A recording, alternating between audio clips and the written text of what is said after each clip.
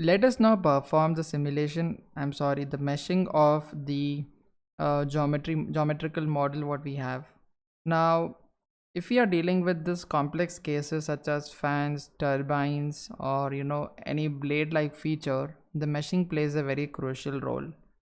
You have to ensure that the quality of mesh is extremely better or extremely good, and in that cases only we will be getting appropriate results. Now, the kind of study what we are performing over here is a conceptual study. The objective of the study is to make you understand the way to tackle a simulation which involves these kind of cases. For this reason, I will be going with the unstructured mesh, the default mesh, whatever we are getting, and we will be moving on to the simulation. But do not assume that this is the final case or this is the final results what we have. We need to perform the comparison of different grid sizes. We need to refine the density of mesh closer to the domain, closer to the main boundary, or closer to the fan. And we have to perform iterative study. Perform the increment of the density or increase the density until unless you're having a constant results. That will at least indicate that your results are grid independent. Secondly, try to compare your results with any data what you have. Clear? The first thing is I'll just right click on this and I'll just click on generate mesh from the model tree what we have, and let us see what is the mesh count, or what are the number of elements being generated by default. So this is a very coarser mesh what we have in our display at this moment, and the statistics reveal that there are mere 17,000 elements over here. All right, and the element size is 0.2 or closer to 0.2 meters. So I'll just reduce it to 0.1 and I'll be gradually increasing the density of mesh, which indicates that we are increasing the number of elements in the domain. And now it has almost doubled because we have halved the element size. Let us reduce it further.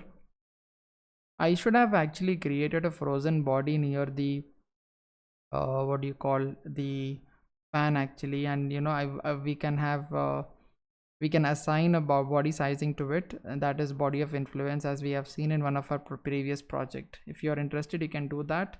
So in the design modeler, you just have to create a cube like feature which is surrounding the fan, and just name it as, assign the boundary material of that body as frozen rather than solid, so that it will not intercept in the simulation. It will be just a frozen body, and that will be only used for increasing the density of mesh in that specific region. Now the mesh count has increased to 161,000. I'll just try to increase further by having it and having it and having it. Now if you have what do you call a licensed version, in that case you can just increase the mesh size tremendously.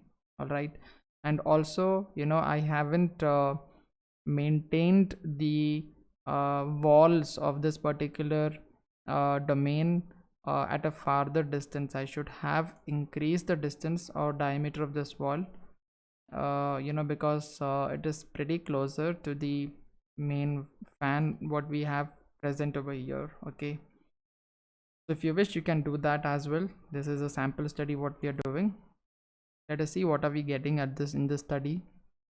And in case oh my god, this is a huge I don't think the simulation can tackle this element size, so I'll just try to increase a bit.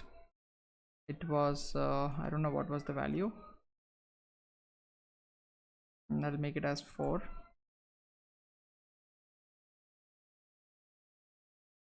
So this is done, and let me just leave it at this particular size, and we will see what is the output after the simulation.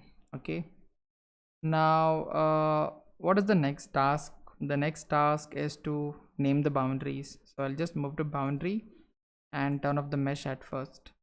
I'll be selecting the first phase, which will be my inlet, and right click on it, then just write it as inlet.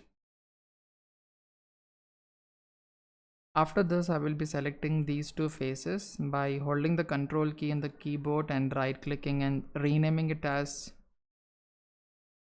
wall. Then I will be selecting the outer or the outlet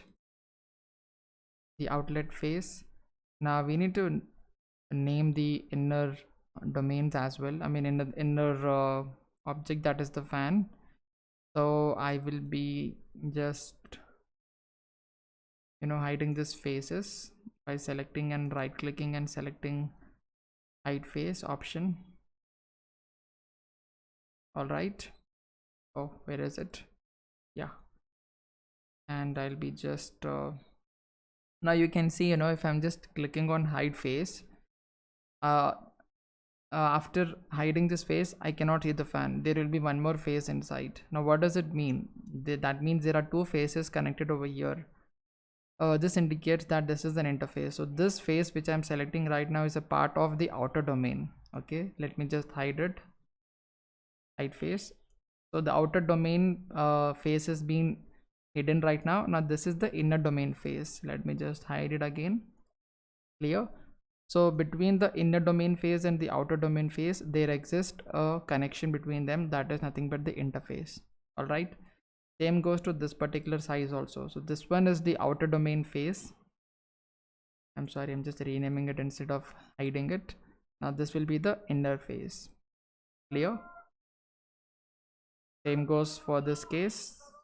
This is the outer domain phase. I mean, this belongs to the outer domain and this one belongs to the inner. Why is it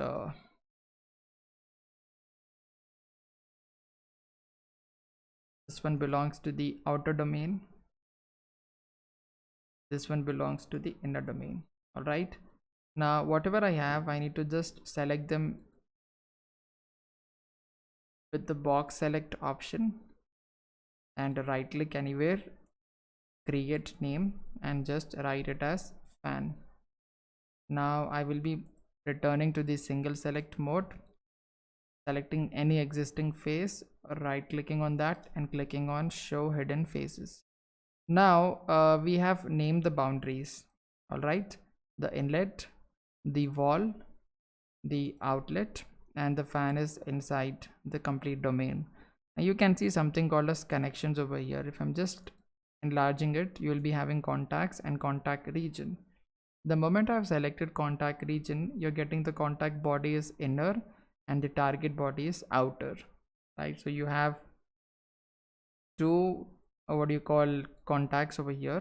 I mean, the contact between the inner and the outer domain exists in this particular case. All right, so we need not perform any operation over here.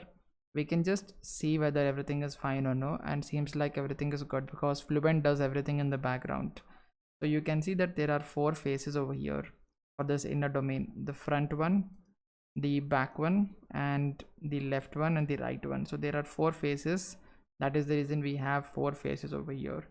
And similarly for the outer domain also, we had four faces. If you remember, when I was hiding, so I had to select the first one, the back one, and this one and that one. Okay, then only we will be able to find the inner faces. Clear? So this is just for your information purpose. Now I believe we have completed the meshing part. We can just click on the mesh and move to the mesh ribbon on the top of your screen. Just click on update at this moment and wait for the successful translation message. So you can see over here that the mesh translation to Fluent was successful. By this we have ended the meshing part. We can simply close the meshing window, and in the next video we will be dealing with the setup.